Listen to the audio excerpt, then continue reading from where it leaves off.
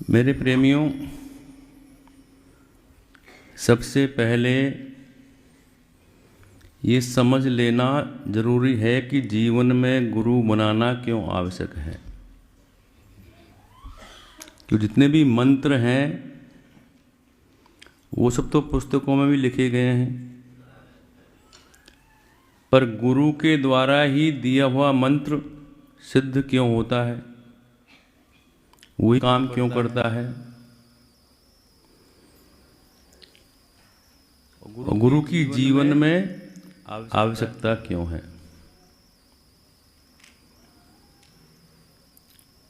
मनुष्य को जीवन का लक्ष्य पता नहीं है। हम कौन हैं, कहाँ से आए हैं और आने का हमारा उद्देश्य क्या है। ये तीन महत्वपूर्ण चीजें हैं जिसका ज्ञान आपको गुरु के द्वारा कराया जाता है। क्योंकि मनुष्य को जीवन के लक्ष्य का पता नहीं, मानव को यह ज्ञान नहीं है कि इस जीवन में मेरा क्या कर्तव्य है, मुझे क्या करना चाहिए और मैं क्या कर रहा हूँ, मेरे जीवन का लक्ष्य क्या है और मैं किस दिशा में जा रहा हूँ। देखो, खाना पीना, खेलना, बच्चे पैदा करना, ये मानव का लक्ष्य नहीं है। ये सब कार्य तो पशु भी करते हैं। बच्चे वो भी पैदा करते हैं, पेट वो भी भरते हैं, डर उनको भी है, सोते वो भी हैं, जागते वो भी हैं। सब काम वही करते हैं जो मनुष्य करता है। पशु भी भोगते हैं। अगर हम भोगों के पीछे ही पागल बने रहें तो पशु और मानव में क्या अंतर। क्योंकि जो पशु कर रहा है वही हम कर रहे हैं। तो मेरे प्रेमियों, मानव का लक्ष्य है उस परमात्मा की प्राप्ति। क्यों हम परमात्मा के अंश हैं, ईश्वर अंश, जीव अविनाशी। उस प्रभु ने, परमात्मा ने हमें किसी कार्य के लिए भेजा है, वो कार्य करके फिर हमें वहीं जाना है। उसका मार्ग हमें खोज लेना चाहिए। यह जीव अनेक जन्मों से संसार में भ्रमण करता चला आ रहा है, सुख दुख भोगता आ रहा है। पर मानव में विशेषता क्या है कि मानव के अंदर विवेक है जो पशुओं में नहीं। भगवान कहते हैं कि जितनी भी योनियां हैं उसमें मनुष्य मुझे अत्यंत प्रिय है। और इस शरीर रूपी नौका के कर्णधार कौन है? गुरु हैं, जो आपको इस भवसागर से पार कराते हैं। भगवान श्री राम ने जगत को ज्ञान दिया। मानस में आया है कि बड़े भाग मानुष तन पावा, सुर दुर्लभ सब ग्रंथ ही गावा। ये मानव का शरीर बड़ा दुर्लभ है। विशेषता क्या है इसमें कि साधन धाम मोक्ष कर द्वारा पाइन जही परलोक संवारा। कब हम कर करुणा नर देही, देत ईस बिन हेतु स्नेही। परमात्मा प्रभु इस जीव पर दया करते हैं तो हमें मानव का शरीर प्राप्त होता है।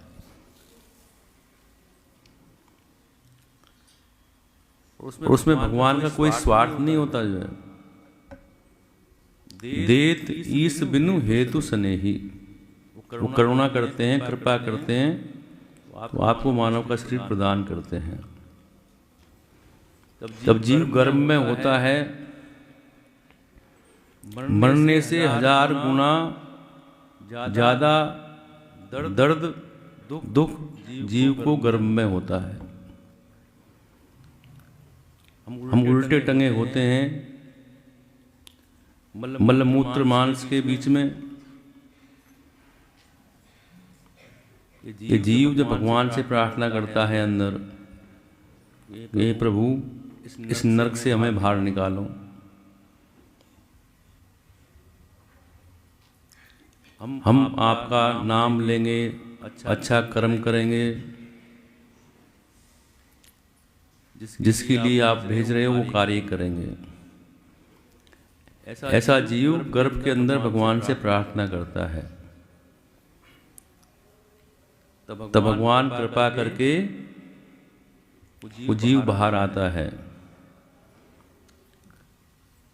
पर बाहर आकर उसकी स्मृति भंग हो जाती है और संसार में आकर हम संसारी बन जाते हैं, उस परमात्मा को भूल जाते हैं। जो हमने वादा किया था गर्भ के अंदर, उसको हम भूल जाते हैं। इन्हीं सब चीजों का ज्ञान कराने के लिए ईश्वर की प्राप्ति का मार्ग बताने वाला गुरु ही होता है।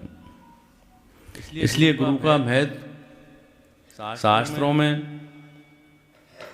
ईश्वर से बढ़कर बताया गया है। गुरु गोविंद दो खड़े काके लागू पाए, बलिहारी गुरु आपने जिन गोविंद दियो मिलाए। तो किसी भी प्रकार की विद्या ज्ञान बिना गुरु के नहीं मिल सकता। बिन गुरु ज्ञान न होई, बिना गुरु के ज्ञान की प्राप्ति नहीं होती। अगर हम वैसे देखें, जो भी हम कार्य करते हैं वो सब विधि से करते हैं। अगर विधि से नहीं करेंगे तो कार्य व्यर्थ हो जाएगा। सब कार्य की विधि है। दूध में खट्टा डालेंगे जितनी मात्रा में तो दही बन जाएगा। जार डाल देंगे तो खट्टा हो जाएगा। गरम में डाल देंगे तो फट जाएगा। तो बिना विधि के कोई भी कार्य संपन्न नहीं होता।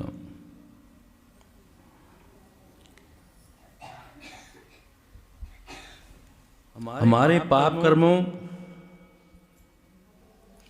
कीचड़ को धोने के लिए, जो हमारी आत्मा में मैल जम गया है, उसको धोने के लिए गुरु की आवश्यकता है। इसीलिए हम गुरु की शरण स्वीकार करते हैं। इसीलिए गुरु की शरण में जाना पड़ता है। तो बिना गुरु के हमें ज्ञान की प्राप्ति नहीं होगी, और बिना ज्ञान की प्राप्ति के हमें परमात्मा की प्राप्ति नहीं होगी। तो हमें गुरु के द्वारा बताए हुए मार्ग पर चलना पड़ता है। उनके बताए हुए मार्ग पर चलने से हमारी आत्मरूपी ज्ञान के तेज का प्रकाश पैदा होता है, जिससे सभी पापों का नाश हो जाता है। तो गुरु का बड़ा ही महत्व है। मानस में गुरु वंदना में आया है कि वंदो गुरुपद पंकज कृपा सिंधु नर रूप हरि, महामोहतम पुंज जासु वचन रवि कर निकट। कैसे गुरु? कृपा सिंधु नर रूप हरि, जो नर के रूप में नारायण है। ऐसे गुरु की मैं वंदना करता हूँ। ऐसे मानस में तुलसीदास जी वंदना करते हैं। कबीर जी कहते हैं कि तीर्थ गए तो एक फल, संत मिले फल चार, सदगुरु मिले अनंत फल, कहे कबीर विचार। तो सदगुरु की महिमा सभी शास्त्रों में गाई है। गुरु शिष्य को सही दिशा निर्देश देकर धर्म के मार्ग पर चलना सिखाता है। ऐसे गुरु को परमात्मा का स्वरूप मानकर उनके चरण कमलों की पूजा करनी चाहिए।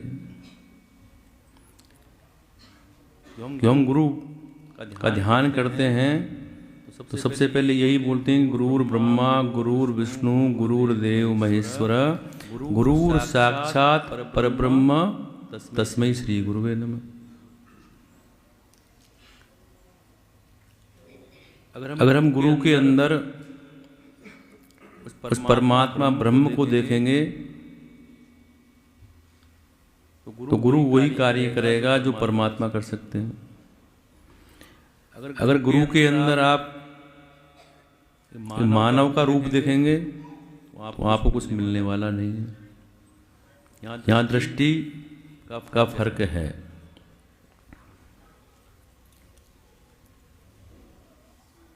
तुलसीदास जी भी यही कहते हैं कि कृपा सिंधु नर रूप हरि।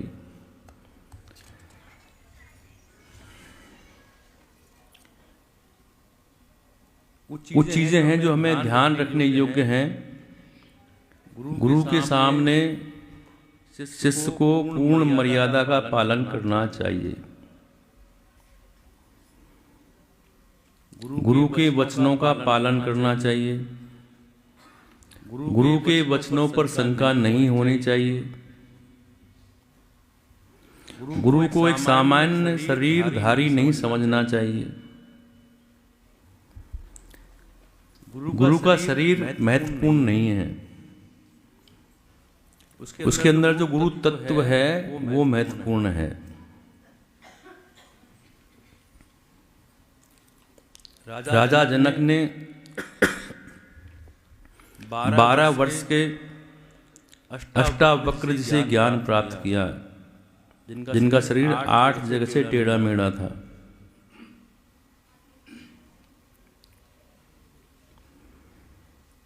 सोलह वर्ष के संत ज्ञानेश्वर से नामदेव ने ज्ञान प्राप्त किया।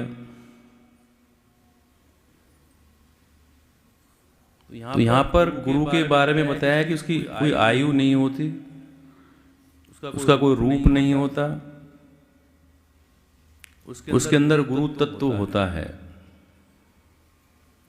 और गुरु के प्रति हमारा दास भाव होना चाहिए।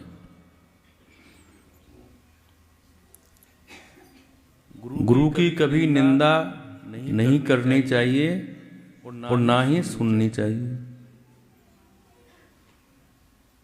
दोनों ही महत्वपूर्ण हैं। न तो निंदा करना चाहिए और ना सुनना चाहिए। मानस में आया है कि गुरु निंदा सुने जो काना, होए पाप गो घात समाना।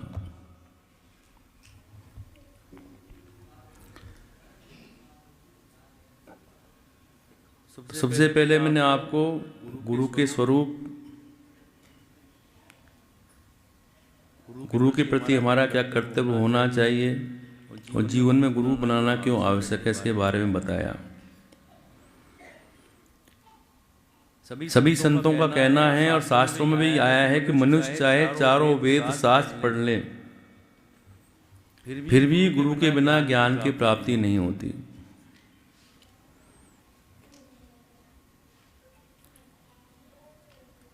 गुरु आपको मंत्र देता है वो सामान्य पुस्तकों में लिखा होता है, पर गुरु के द्वारा दिए जाने पर वह विशेष बन जाता है। इसलिए जीवन में गुरु बनाना आवश्यक है। अब सबके सामने एक समस्या आती है कि आदमी विचार करता है कि हम किसे गुरु बनाएं। बहुत सारे लोग अपना जीवन निकाल देते हैं पर उनको गुरु नहीं मिलते। उनके दिमाग में होता है कि ऐसा होना चाहिए जो भी अपनी कल्पना है।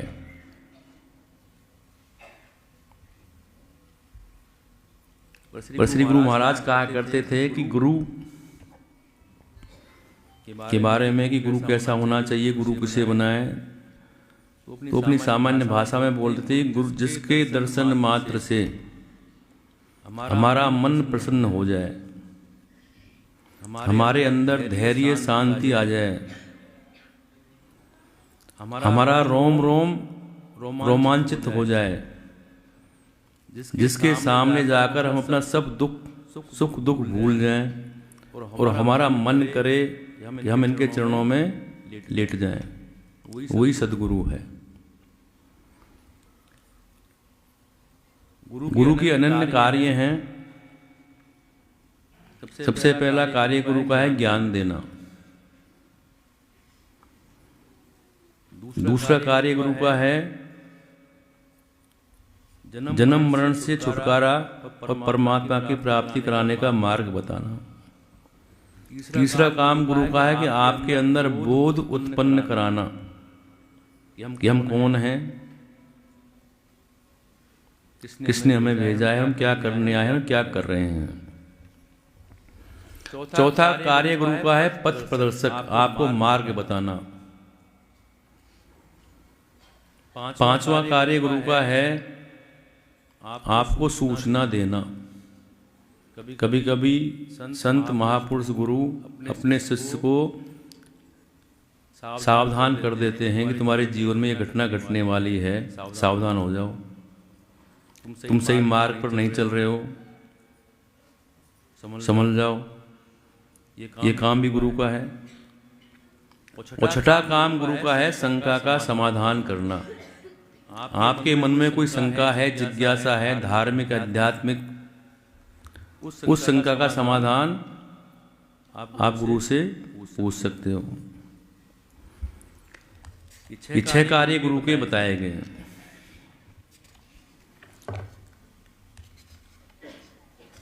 अभी आपने जो हमारी परंपरा है, इस परंपरा का नाम है श्री संप्रदाय, जिसे हम रामानुज संप्रदाय भी कहते हैं। इसमें पंच संस्कार से युक्त होना जरूरी है, उसके बिना दीक्षा अधूरी रह जाती है। पंच संस्कार में पहला संस्कार आपका यज्ञ प्रायश्चित यज्ञ संस्कार है, जो आपको करवाया जाता है। दूसरा संस्कार आप सभी को ऊर्ध्व पुण्य तिलक धारण करवाया जाता है।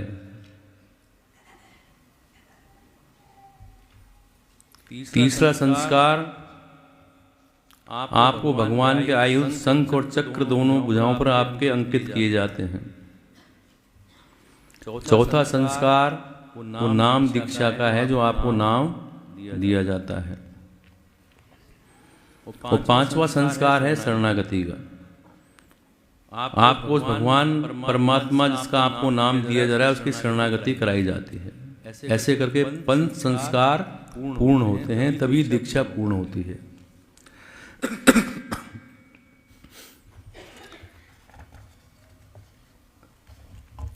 ये परंपरा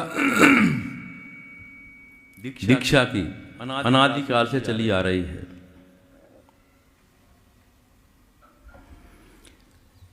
ये कोई नई परंपरा नहीं है।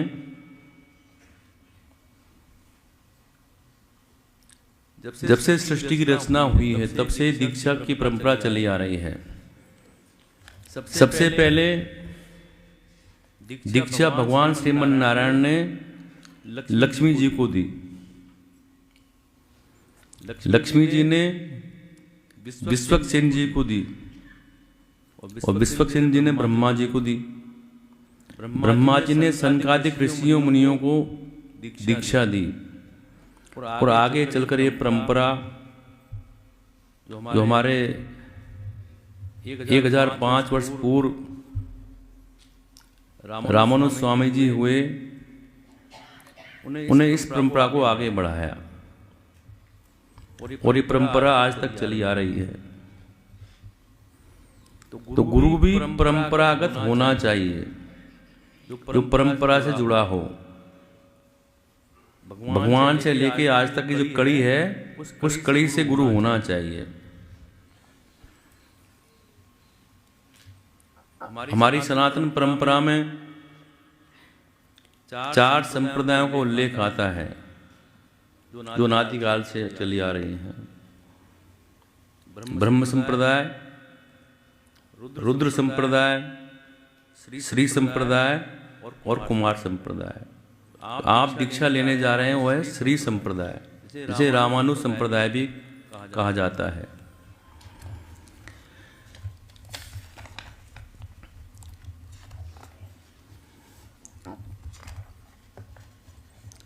तो तीसरा संस्कार आपका ताप संस्कार। वो भगवान के आयुध शंख और चक्र आपकी दोनों भुजाओं पर अंकित किए जाते हैं। आपके मन में विचार आएगा कि गर्म करके शंख चक्र अंकित करने से क्या होता है।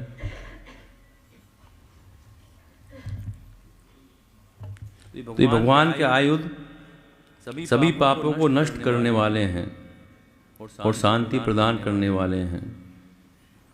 अनेकों पुराणों में इसका उल्लेख आया है। अगर आपसे कोई पूछ ले, मान लो कि आपने दीक्षा ली है, शंख चक्र का उल्लेख कहाँ पे है, तो हमारे शास्त्रों में, पुराणों में इसका उल्लेख आया है। पद्म पुराण में इसका उल्लेख आता है। यम अपने दूतों से कहता है कि जो वैष्णव हैं, जो दीक्षित हैं, उनके पास मत जाना, मैं उनका स्वामी नहीं हूँ। जो वैष्णव नहीं है, मैं उनका स्वामी हूँ। जितने भी हमारे देवता हुए, ऋषि हुए, सभी देव तब संक्रांकित हुए हैं। इनका भी बड़ा महत्व है। शंख चक्र का जो है, इसका उल्लेख पद्म पुराण में भी आता है। पद्म पुराण में आता है कि जो विष्णु के भक्त हैं, वो दाहिनी भुजा पर चक्र और बाईं भुजा पर शंख धारण कर विष्णु लोक को प्राप्त होते हैं।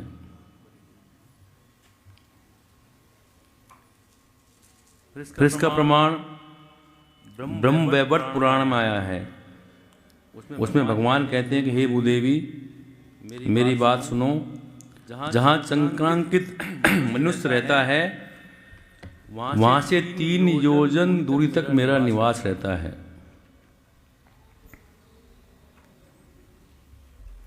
इसलिए आपको बता रहा हूं कि आपसे कोई पूछ ले तो आप बता सकते हैं। उनके उल्लेख पुराणों में है। स्कंद पुराण में भी इसका उल्लेख आया है। भगवान शिव पार्वती से कहते हैं कि जो विष्णु भगवान के आयुधों के चिन्ह धारण करते हैं, वो पूज्य बनकर मोक्ष को प्राप्त होते हैं। अनेकों पुराणों में इसका उल्लेख आया है। तो चौथा संस्कार आपका है नाम, दीक्षा संस्कार, जो आपको नाम दिया जाएगा। हमारे शास्त्रों में, वेदों में, पुराणों में नाम की बड़ी महिमा है। मानस में आप सब जानते हैं कि आया है कलियुग केवल नाम आधारा, सुमिर सुमिर नर उतरहि पारा। मंत्र महामणि विषय व्याल के, मेटत कठिन कुवंक भाल के। इस कलयुग में नाम की महिमा है। सुमिर पवन सुध पावन नामू, अपने बस कर राखे रामू। उस नाम के प्रभाव से हनुमान जी ने भगवान राम को अपने बस में कर लिया। अष्ट सिद्धि नो निधि के दाता, असवर दीन जानकी माता। नाम के प्रभाव से हनुमान जी को माँ सीता जी ने अष्ट सिद्धि और 9 निधि के वर दे दिया।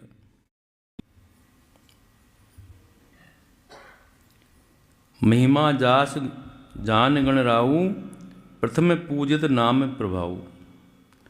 गणेश जी की जो सर्वप्रथम पूजा होती है वो भी नाम के प्रभाव से होती है। तो नाम का बड़ा ही महत्व है, महिमा है। उल्टा नाम जपत जग जाना, वाल्मीकि भई ब्रह्म समाना। उस नाम के प्रभाव से वाल्मीकि तो हत्यारे थे, डाकू थे। उनका नाम रत्नाकर था। चोरी करते थे, हत्या करते थे। नारद जी गुरु मिले उनको। उसका प्रसंग है कि एक बार नारद जी जंगल से जा रहे थे, उन्हें रत्नाकर जो वाल्मीकि नाम से हुए मिल गए, उन्हें पकड़ लिया नारद जी को। नारद जी ने कहा कि भाई मेरे पास तो कुछ है नहीं, ये वीणा है, क्या करोगे? बोले वीणा ही दे दो। तो नारद जी ने उनसे कहा कि तुम ये सब कार्य करते हो, हत्या करते हो, पाप करते हो, किसके लिए? तो बोले मैं अपने परिवार का पालन करने के लिए करता हूँ। तो नारद जी बोले कि भाई मेरे कहने से तो अपने घर जाओ और अपने घर वालों से, बच्चों से पूछो कि जो भी मैं कर्म कर रहा हूँ इसके तुम भागीदार हो, फिर मेरे पास आना।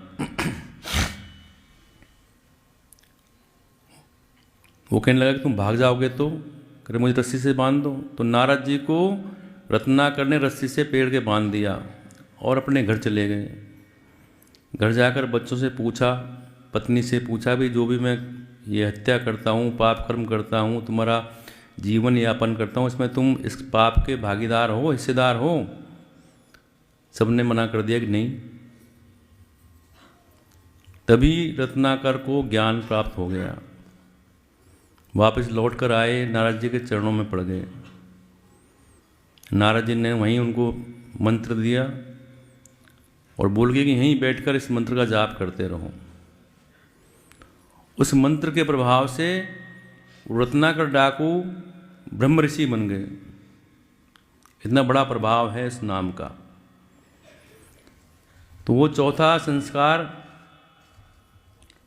आपको नाम का दिया जाएगा। पांचवा संस्कार वो है शरणागति का।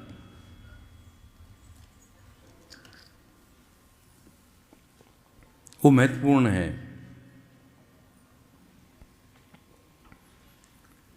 भगवान की शरणागति बहुत जन्मों के बाद जब भगवान की कृपा होती है, अपने पुण्य अर्जन होते हैं, तब हमें सद्गुरु की प्राप्ति होती है, कृपा मिलती है। तभी मंत्र दीक्षा, शंख चक्रांकन करके भगवान की शरणागति प्राप्त होती है। भगवान कहते हैं कि एक जन्म में मेरी शरणागति नहीं कर सकता कोई जीव। अनेक जन्मों की साधना करते करते तब मेरी शरणागति जीव करता है, तब भगवान के जीव शरणागत हो जाता है।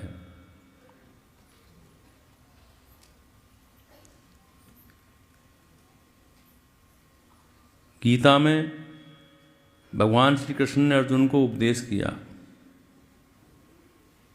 अर्जुन को शंका हो गई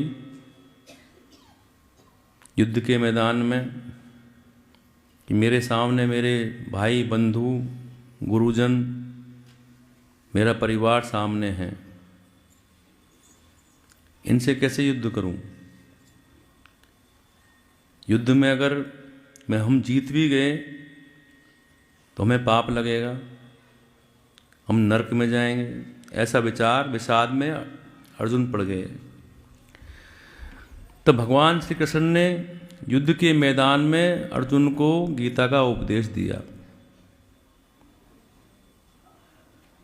सभी उपायों के बारे में भगवान ने अर्जुन को बताया, ज्ञान योग, कर्म योग, भक्ति योग के बारे में। पर अर्जुन को वो बातें समझ में नहीं आई कि तीनों में ही जटिलताएं हैं, आसान नहीं है।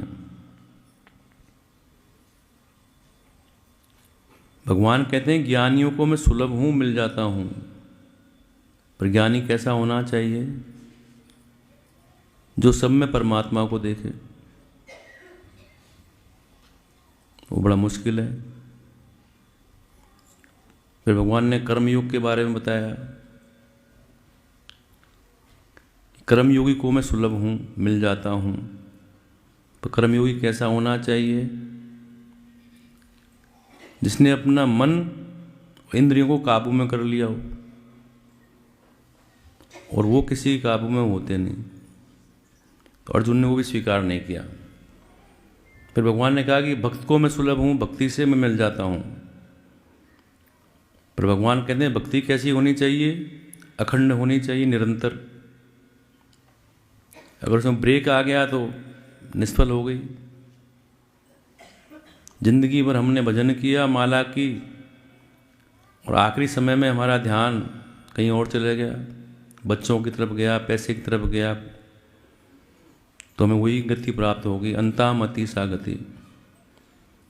जैसे राजा जड़भरत की हुई, उन्हें पशु की योनि में आना पड़ा, हिरण बनना पड़ा।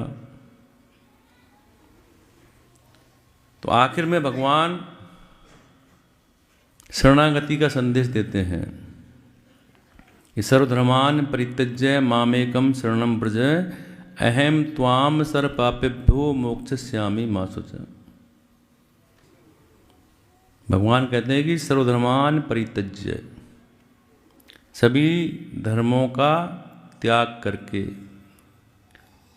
धर्म तो एक ही है, सनातन धर्म, और उन्होंने उपाय धर्म के बारे में बताया कि क्या लाभ है, क्या हानि है, क्या पाप है, क्या पुण्य है, उस पर विचार मत कर। सर्वधर्मान परित्यज्य मामेकम शरणं व्रज, सिर्फ मेरी शरण स्वीकार कर। फिर वो बोले क्या होगा? फिर अर्जुन ने कहा, फिर भगवान कहते हैं कि अहम त्वाम सर्व पापेभ्यो मोक्षयिष्यामि मा शुचः, मैं तुम्हारे सारे पापों को नष्ट करके मोक्ष प्रदान करूंगा। कब करेंगे? जब उनकी शरण में हो जाएंगे। तो 5वां चरण शरणागति का है कि जो आपको भगवान की शरणागति कराई जाएगी। पर शरणागति भी आसान नहीं है। शरणागति स्वीकार करने के बाद हमारे मन में भय, चिंता, शोक, दुख अगर है तो शरणागति नहीं है। शरणागति का मतलब है समर्पण कर देना, अपने मन और बुद्धि का समर्पण। जब हमने सब कुछ भगवान को अर्पण कर दिया, हमारा कुछ है नहीं, जब हमारा कुछ है नहीं, चिंता क्यों? बड़ा मुश्किल काम है ये। हम वैसे शरणागति कर देते हैं भगवान की, हम तो भगवान की शरण में हैं, और थोड़ा भी कोई नुकसान हो जाए, दुख दर्द हो जाए, फिर चिंता करने लगते हैं। जो है, जब तक मैं है हमारे अंदर के मेरा है, तब तक दुख और चिंता है। जब मैं की जगह तेरा हो जाएगा कि तेरा है, फिर हमें दुख होगा नहीं। हिंदुस्तान में इतने लोग मरते हैं कि दुख होता है आपको? और कोई अपना स्वजन मिलने वाला परिवार में कोई ऐसी घटना घट जाए तो हम रोने लगते हैं। क्यों? कि उन्हें हमने अपना मान लिया है।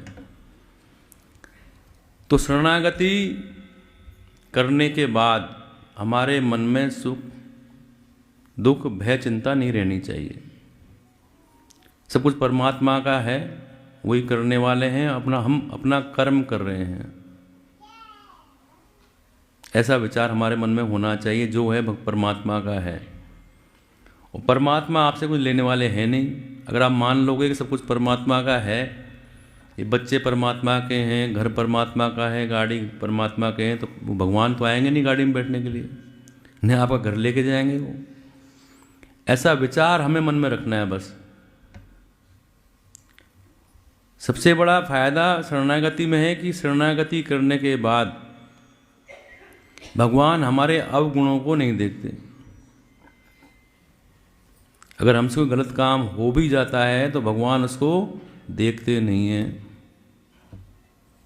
माफ कर देते हैं। पर कब करेंगे? जब उनकी शरणागति स्वीकार कर लेंगे। तो 5वां चरण शरणागति का है। आप सभी को अभी शंख चक्र आपकी दोनों भुजाओं पर अंकित किए जाएंगे, फिर नाम दीक्षा दी जाएगी, फिर शरणागति करवाई जाएगी। जय श्रीमन नारायण। बोलिए।